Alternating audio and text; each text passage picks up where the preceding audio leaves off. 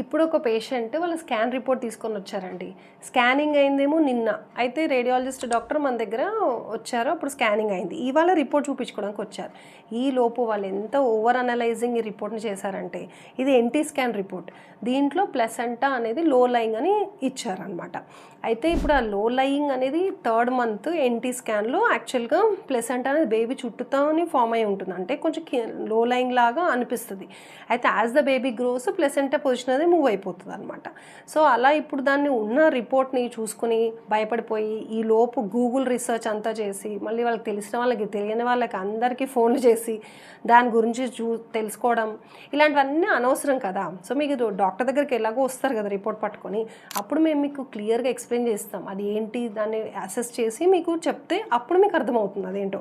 ఈ లోపే మీరు ఓవర్ అనలైజ్ చేసేసుకొని దాని గురించి స్ట్రెస్ తీసుకోవడం మంచిది కాదు మా మదర్కి, ఆ డెవలపింగ్ బేబీకి కూడా. కాబట్టి వీలైనంత over analysing of the reports చేయకండి. Thank you. Follow for more.